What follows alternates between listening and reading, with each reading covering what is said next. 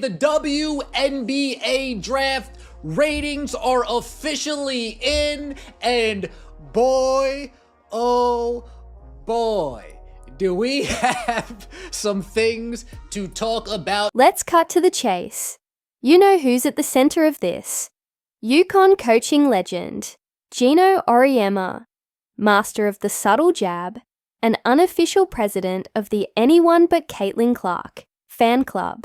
His star player, Paige Bueckers, just had her long-awaited WNBA draft moment.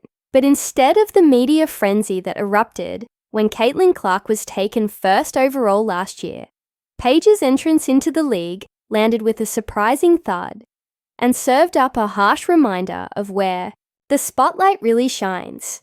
For the last few months, the mainstream media, they have tried to convince us that Paige Bueckers is a draw. Me personally, I think she's a star, but I'm not exactly convinced that she is a draw. Let's call it what it is, a wake-up call. Paige Bueckers pulled in a respectable 1.3 million viewers on draft night, but when Caitlin Clark made her entrance the year before, the numbers doubled to 2.6 million. That's not just a small difference, it's a massive gap.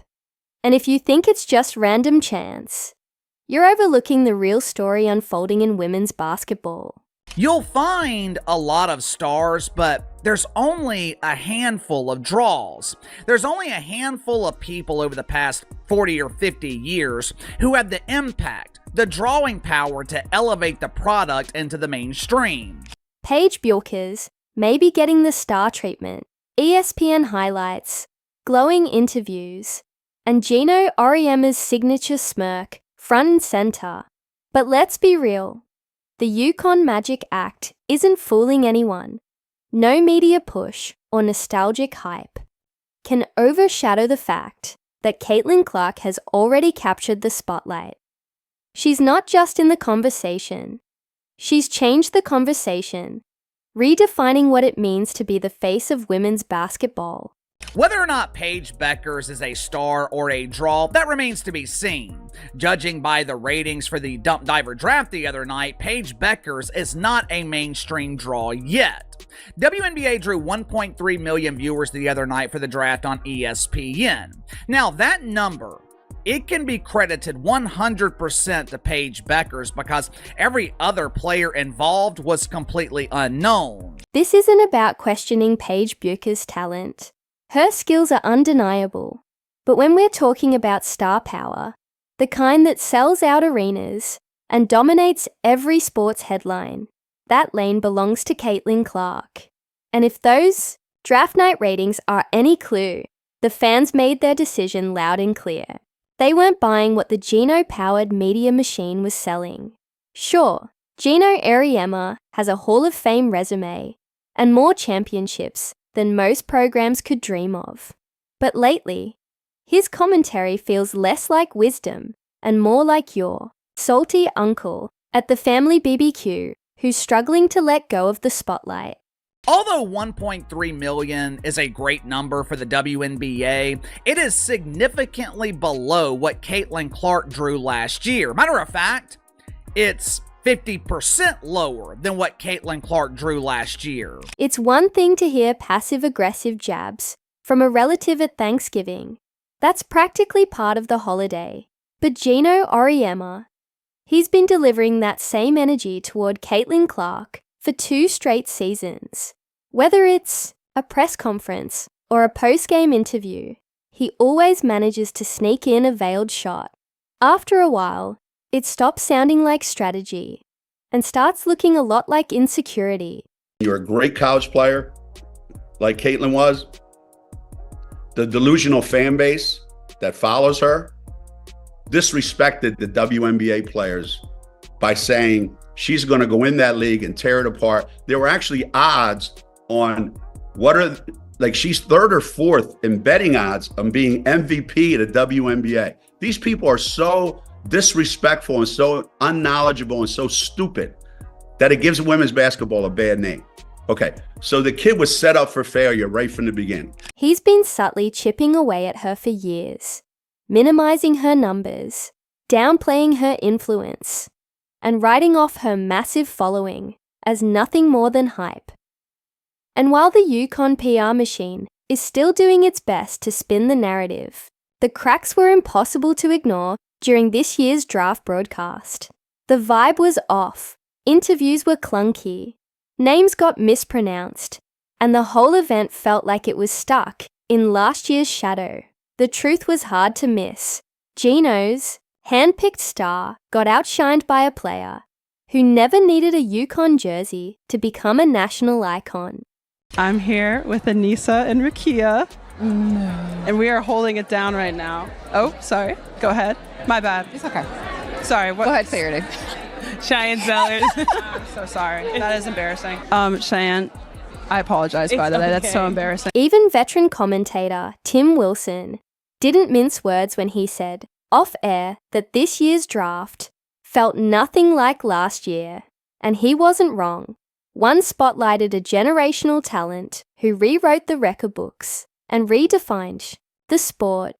The other featured a gifted player the league is hoping will reach that same level. The difference? One captured the nation's attention with raw, organic momentum. The other is being propped up by a system still chasing the spark that Caitlin Clark lit all on her own.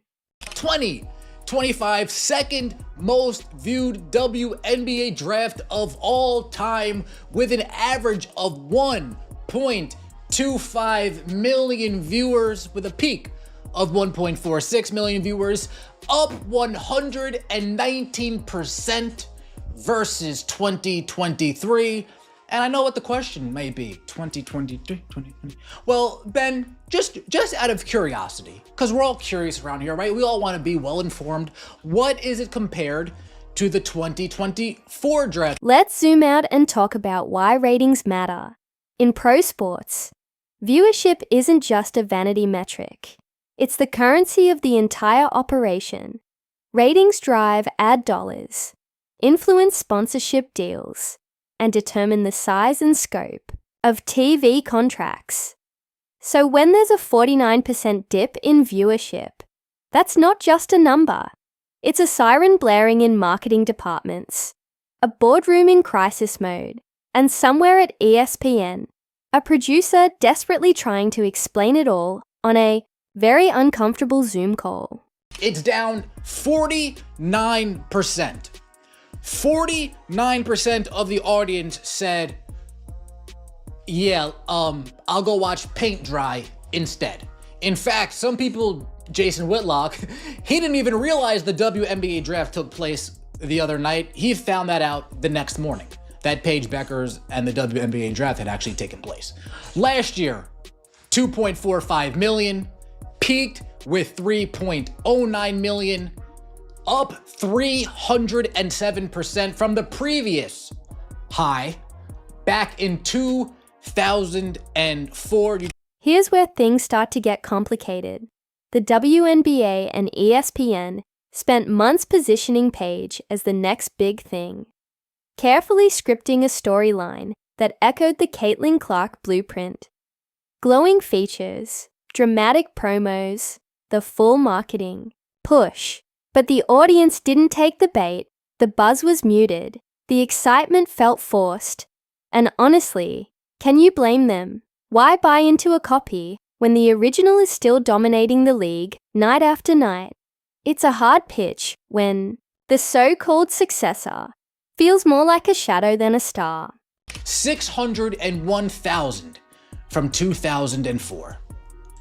So 2024 was up 307% from 2004. 1.06 million women viewers was the 2024 draft. Now here we go, folks. This is when we get into the nooks, into the crannies, and into the fun. And let's not ignore the social media explosion. Twitter was on fire the second those viewership numbers came out. The verdict? Crystal clear. No Caitlin, no ratings. One viral tweet nailed it, saying they tried to swap out the sun for a flashlight. Brutal, but spot on. Fans aren't on the fence about this. They've spoken with their attention, their clicks, and their dollars. Caitlin Clark isn't just part of the women's basketball conversation. She is the conversation. Why was last year's draft such a big deal? Well, Caitlin Clark was getting drafted. Reason number one, Caitlin Clark getting drafted. Reason number two, why it was such a big deal. Well, Caitlin Clark was going number one overall.